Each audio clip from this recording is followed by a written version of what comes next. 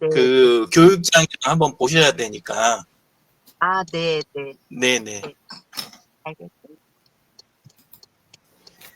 저 번호를, 그분 번호를 주시든 그분에게 제 번호를 주시든 하시면 감사하겠습니다. 네, 그렇게 하겠습니다. 금요 독서 토론을 시작을 하겠습니다. 오늘 이제 입장한 순서대로 강진남 대표님, 공 원장님, 류 대표님, 저 그렇게 추천을 하도록 하겠습니다. 강진남 대표님 부탁합니다.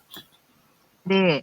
저는 오늘은 20년 된 책이더라고요. 2005년도. 옛날에 읽을 때는, 이 책이 괜찮은 거 아닌가라고 해서 읽었었거든요. 끌리는 사람은 1%가 다르다. 이 책이에요. 네. 그런데, 얼마 전에 제가 요즘에 그 본사를 자주 가요. 뭐 공사할 일도 있고 또 거기에다가 2층에다가 요즘에 스튜디오나 이런 거 대관을 해야지. 그리고 강의실도 40명 들어가는 거 이제 세팅하고 막 이런 작업 하느냐고 자주 가는데, 그래서 거기서 이제 책들을 갖고 와서 보는데, 이제 옛날에 읽었을 때 책 중에서 그때 괜찮았다라고 생각하는 책을 이제 그 선별해서 갖고 와서 읽는 거예요. 근데 뭐 옛날처럼 그 정독으로 읽지는 않고 조금 편하게 읽긴 하거든요. 근데 그때 읽었을 때와 나중에 또다시 20년이 지난 후에 다시 한번 보니까 그때 감동처럼 감동은 없는 것 같고, 또 여기 계시는 분들의 수준이 높으셔서 이런 정도의 책들은 발표하는 게 조금 이제 부끄럽다라는 생각을 갖고는 있어요. 근데 그 중에서도 이게 보면 책이 그 내용이 요거는 괜찮은 거 아닌가라고 생각하는 것 중에 하나가 뭐 그 일본의 어느 학자가 얘기를 한 거는 그 부정적인 말을 하길래 그것도 한번 적어는 놨는데요. 그 일본의 경영 컨설턴트라는 그 간다 마사노리라는 사람은 행동으로 옮기는 사람은 1%밖에 안 되고, 그거를 그냥 지식을 실천하지 않는 사람이 99%다라고 표현을 하더라고요. 근데 그 당시에는 이 글이 들어오지 않았는데 이번에는 깊이 들어왔고요. 그리고 제가 오늘 강의가 있어서 나가는데 강의할 때마다 처음에 시작할 때 쓰는 말이 그 아는 것이 힘이다. 하지만 아는 것이 힘이 아니고 실천하는 게, 실행하는 게 힘입니다. 이랬는데 여기에도 그 글이 나왔더라고요. 근데 그걸 누가 말했는지는 사실 생각 못하고 늘 하던 말인데, 그 프란시스 베이컨이라는 분이 말을 했다라고 이제 거기에 적혀져 있어서 다시 한번 조금 더 생각을 했고요. 여기서 이분이 기독교인도 아니고 천주교 신자도 아니고 불자인 것 같아요. 그래서 자기 마음을 맑게 하면 이것이 부처님의 가르침이다. 이 말이 있어서 그냥 한번 기억이 나는 것 같고요. 그리고 총체적으로는 제가 이제 이걸 보면서 내가 매일 오늘 지금부터라도 조금씩 변화를 시도하면 원하는 것을 더 많이, 더 결실을 얻을 수 있다. 이제 이런 걸로 결론을 내렸습니다. 이상입니다. 네. 감사합니다. 네. 네. 20년 전에 나온 책, 이제 고전이라고 평가를 해야 될 책인데, 참 처음 그 책 볼 때는 1%라는 게 아주 뭐랄까 상당히 감동되는 그런 단어였던 것 같아요. 네, 좋은 책 소개 감사합니다. 네. 공 원장님 부탁드립니다.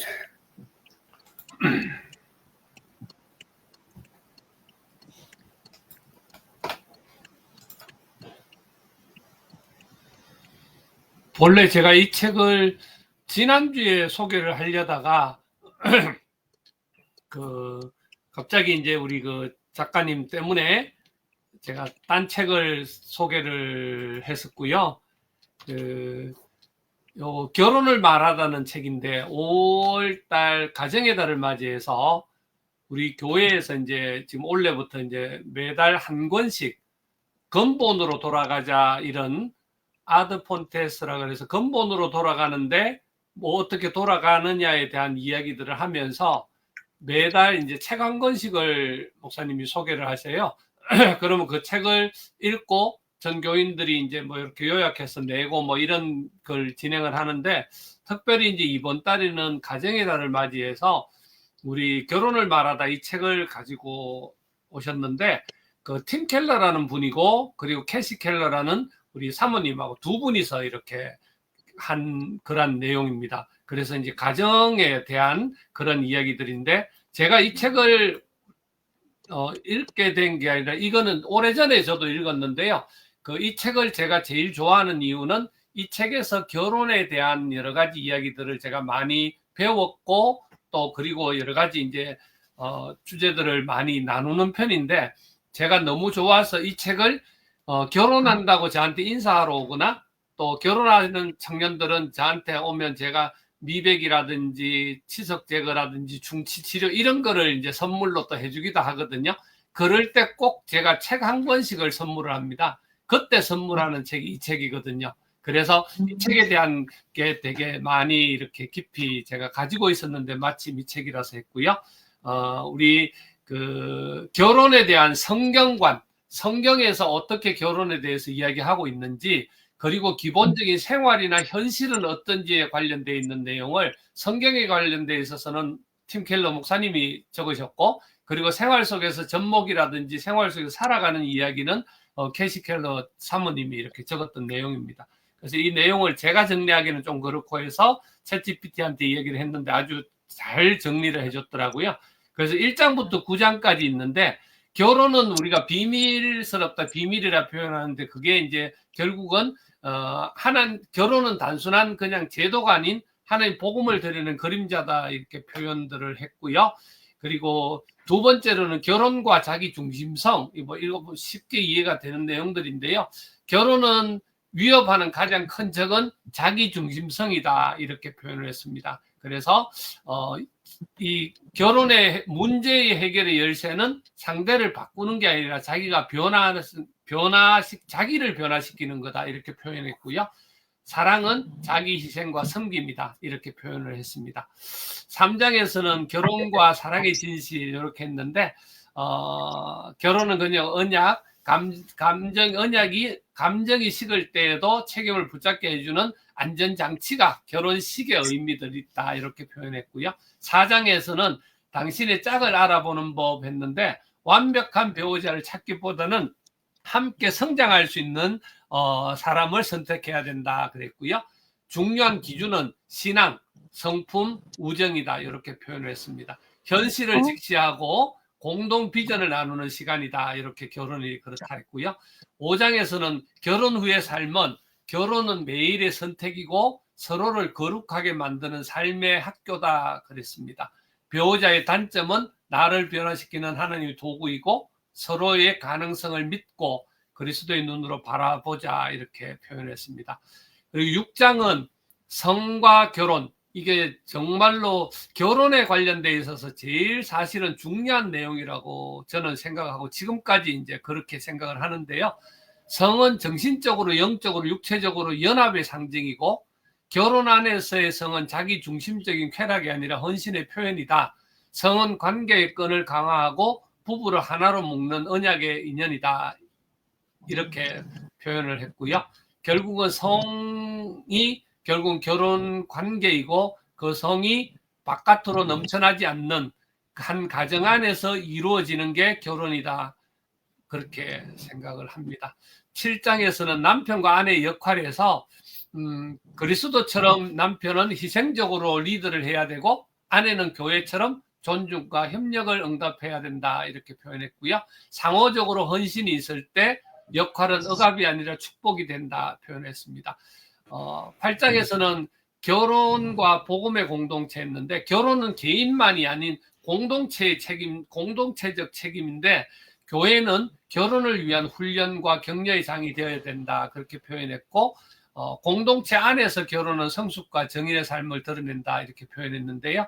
결국은 결혼은 개인이 하는 게 아니라 가정이 하는 거고 집안이 하는 거고 이렇게 사회가 하는 거다 표현했고, 요즘 같은 경우에는 사실은 아이들도 부부가 키우는 게 아니라 사회가 키운다 이런 표현들을 하지 않습니까? 그런 것처럼 이 결혼은 교회가 그 역할을 감당해 줘야 된다 그런 표현이고, 옆에서 그것들을 잘 지켜주고 관리해주는 그런 형태를 얘기했습니다. 그래서 여기 요약으로는 결혼은 행복이 아니라 거룩함을 위한 관계이다 표현했고요. 복음을 따라서 배우자를 사랑할 때에 결혼은 진정한 변화의 통로가 됩니다. 이렇게 표현해서 이거는 결혼한 사람이나 미혼이나 중년이 모두한테 권한다 이렇게 표현을 했습니다. 그래서 책은 이렇게 생겨 있고요.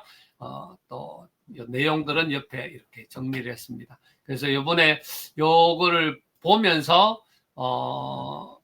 가족 관계에 대해서 또 가정에 대해서 또 한 번 더 돌아볼 수 있는 그런 가정의 달 중요한 계기가 됐고요. 또 이걸 보면서 또 평생 또 우리 결혼 상담사를 키우시고 또 역할을 하시는 우리 강균원 대표님 또 생각하면서 참 여러 가지 그런 의미들이 있는 큰 의미들을 하시는 일을 평생 하셨다. 그거 봤을 때 너무너무 감사하고 또 그랬습니다. 고맙습니다.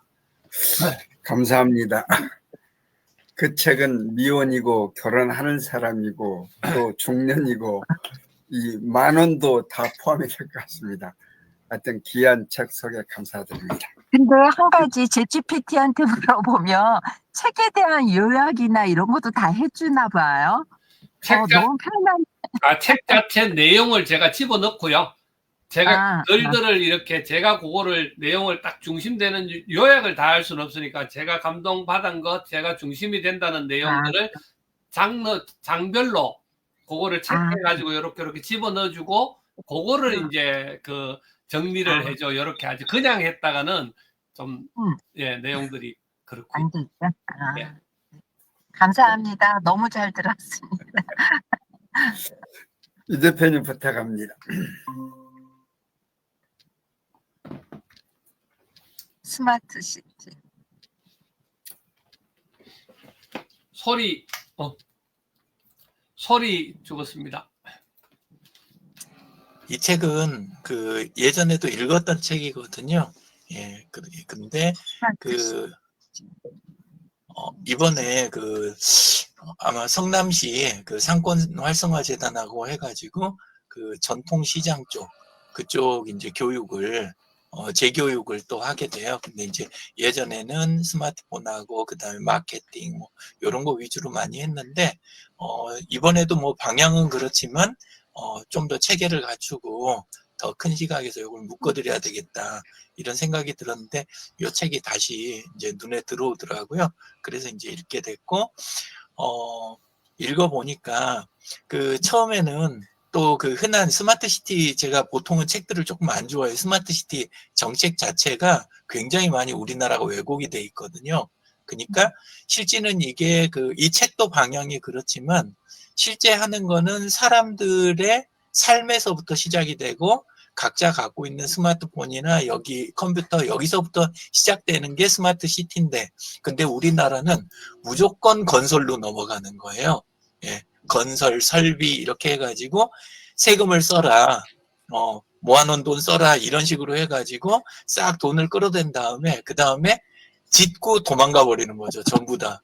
그래가지고 많은 걸 잃어버려서 혹시 또 그런 쪽인가 사실 그때 그런 생각으로 처음에 집었다가 읽어보니까 정말 제가 생각했던 부분하고 잘 맞아서 그래서 이제 끝까지 잘 읽었던 책인데 이번에 다시 읽게 됐습니다. 이 앤서니 타운샌드라는 이분은 스마트 시티 관련해서 국제적으로 굉장히 많은 컨설팅도 하고 그다음에 실제 진행할 때 핵심 인물로 굉장히 많이 거론되는 분이에요. 예, 그래서 실제 많은 거를 해보는데 우리나라만 그런 게 아니라 다른 나라에서도 후진국일수록 그런 경향이 자꾸 나오는 거예요. 그러니까 스마트 시티라는 단어를 가지고 돈을 쭉 끌어서 쓰고 그리고 도망가 버리는 그런 것들이 후진국일수록 되게 많이 나온대요. 예, 근데 그걸 보고 굉장히 안타까워서 이 책을 이제 재정리를 해서 이렇게 썼다.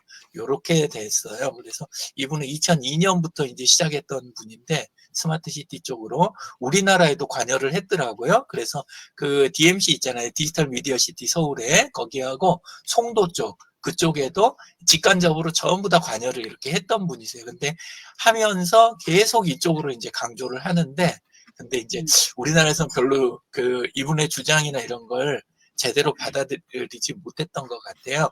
그래서 이제 책에 있는 내용들 그거 조금만 이야기를 더 하면 그 앞부분에서 이제 했던 거는 이분의 기본 철학이 이거예요.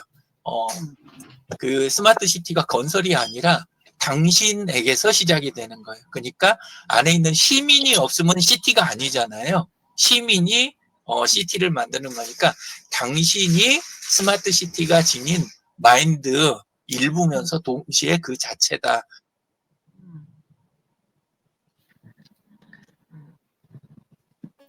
마이크 머리가 꺼졌습니다. 꺼졌어요. 제가 마이크가 조금 문제가 있어가지고요. 잘 모르는데 이야기해 주시면 바로바로 켜겠습니다. 스마트 시티의 실제 진짜 중요한 기능은 그 전체 예산 있잖아요. 송도 건 가지고도 다뤘는데 송도에서 전체에서 실제 쓰는 부분에 2.9% 정도 비용이면은 스마트 시티의 진짜 핵심적인 기능 부분은 그거 정도로 해결이 된다. 그러니까 나머지는 지금 사실은 잘못 쓰인다는 이야기나 마찬가지거든요. 되게 부드럽게 표현하려고 노력했는데 감춰지지가 않아요. 책 내용 때문에. 예, 그래가지고 그런 부분이 있고 그리고 이제 보통은 사람들은 접근할 때 네트워크 자체, 프로그램, 뭐 모듈화 점점 이제 그런 것들을 가지고 이야기를 시작하는데 실제는 개인이 되게 중요하다. 그리고 시작은 뭐 다른 데서도 도시건설이나 뭐 이런 부분, 서울시 뭐 이 버스 뭐 이런 것도 예를 들고 그러는데 그런 것들은 겉으로 드러나는 이제 서비스 중에 하나인 거고 그건 거치는 과정이고 실제는 무슨 문제가 있냐면 사물 인터넷이라는 거, 요 스마트 시티 자체가 잠재력은 못 깨닫고 도시나 시민이 갖고 있는 그 스마트한 부분, 요거에 대한 잠재력을 깨닫지 못하고 사물 자체, 건설 자체, 기술 자체, 여기에 자꾸 매몰이 된다. 예, 그런 부분에 대해서 자꾸 강조를 많이 했어요. 그래서 가장 중요한 거는 상향식이 돼야 된다. 위에서부터 다 건설해갖고 너네들 써. 이게 스마트 시티가 아니라 사용자들이 지금 있는 스마트폰도 엄청난 돈을 다 지불하고 있는데 장비에도 지불하고 다달이 돈을 많이 쓰고 있는데 그거를 전부 무시하고 만들어진다. 실제는 스마트폰이 이 제대로 된 스마트 시티에 재창조를 해가는 플랫폼이다라는 그런 쪽으로 이제 이야기가 되고 도시 자체가 갖고 있는 새 도시를 그냥 막 자꾸 지어내는 게 아니라 뭐 세종시, 송도 뭐 이런 식으로 도시를 만들어내는 게 아니라 있는 도시 자체가 각기 혁신을 위한 엄청난 회복 탄력성을 가지고 있다. 잠재력이나 이런 거를 다 가지고 있는데 이런 거는 전부 쉽게 드러낼 수 없으니까 이게 무시되고 자꾸 건설로 도망을 간다. 그걸 이용하려고 한다. 또 꺼졌어요.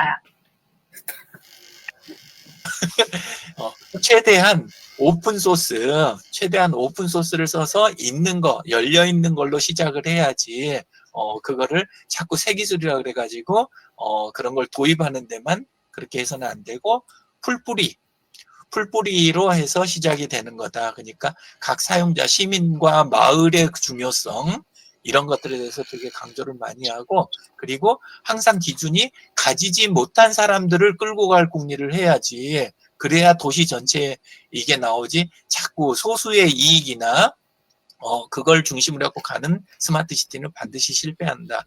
그런 이야기 부분하고, 그걸 통해서 시청이라는 개념과 시정이라는 개념, 이런 것들이 다 재창조돼야 된다. 그리고 무엇보다 중요한 거는 시민들 스스로 하는 시민 실험실, 시민들이 계속 테스트해놓고 다양하게 시도해내는 것들이 점점 모여서 스마트 시티가 되는 거지. 그런 거 하나도 없이 탑다운 방식으로 가는 거는 스마트 시티가 아니다. 그래서 그런 문제점에 대한 것과 여기에서 이제 시민학에 대한 부분, 이런 걸 다뤄주고, 그래서 저는 책이 개인적으로는 정말 마음에 들고 중요한 인사이트를 많이 얻었던 거고, 그래서 이제 세금 끌어내고 털어먹고 사라지는 스마트 시티 안 되고 상향식으로 그렇게 가야 되고, 시민이 중요하고 마을이 중요하다, 이런 부분이고, 그리고 나서 스마트폰으로 함께 시작하는 그룹 있잖아요. 우리 지금 온라인에서 쓰고 있는 그룹들, 그거를 되게 많이 이제 지금 그 외면이 되고 있는데, 우리나라가 이게 강하대요.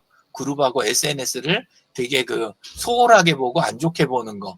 근데 이게 아까 그 건설의 여파라는 거죠. 그래서 오프라인을 강조하고 있던 것들을 하다 보니까 사용자들이 움직일 수 있는 공간을 줄여야 그쪽으로 시선이 돌아가니까 자꾸 SNS를 죽인다는 거죠.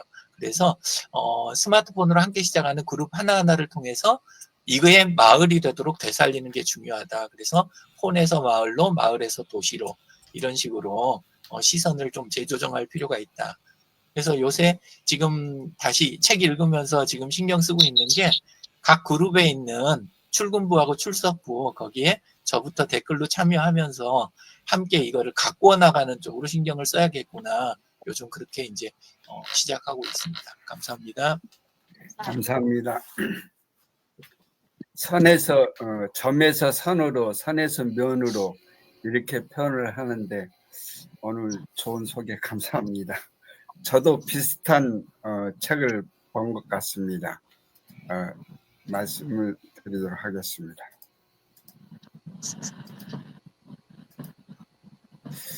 저는 도시 다시 살다, 제목이 이런 책입니다. 부제가 이제 오래된 도시를 살리는 창의적인 생각들. 이 강남대 교수로 계시는 최유진 교수님이 쓰신 책인데, 이제 이 책을 선택을 했던 것은 이제 마을 공동체 지원 사업 하면서 책사모에서 마을 환경 이런 부분에 대해서 하다 보니까 이걸 책을 보게 됐습니다. 요즘 이제 저출산 고령화로 인해 가지고 젊은 인구가 줄어들고 한때 번영했던 구도심이 인천 같은 1985년에 시청이 부월동으로 이전을 했거든요. 그래가지고 이제 원도심이라고도 하고 구도심이라고도 하는데 이제 점점 좀 쇠락해가는 그런 모습을 보고 있습니다. 근데 이 책이 도시 재생을 주제로 한 책입니다. 그래서 읽게 됐고, 이 책은 크게 공동체 다시 살다, 공간 다시 살다, 그 다음에 콘텐츠 다시 사랑하다, 이렇게 3개장으로 구성이 되어 있는데, 저자가 국내뿐만 아니라 미국 유학을 갔다 왔는데 그 해외 다양한 사례를 직접 찾아가서 사진 찍고 조사한 것을 이 공간, 공동체, 콘텐츠 이렇게 구분해서 책을 만들었습니다.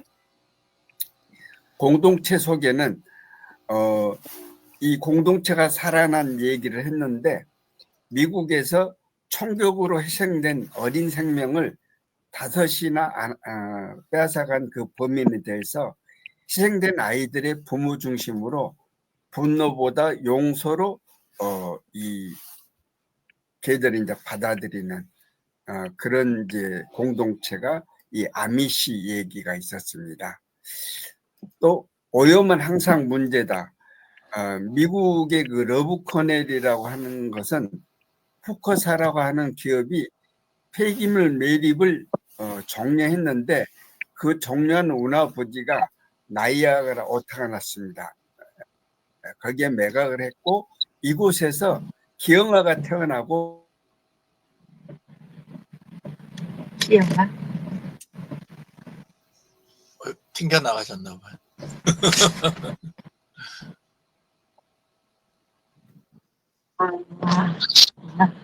원장님은 어제 좀 많이 힘드셨던 것 같아요. 저기 네. 예, 좀 이제 회복 좀 되셨어요? 아니요, 뭐 몸이 조금 회복되려니까 아주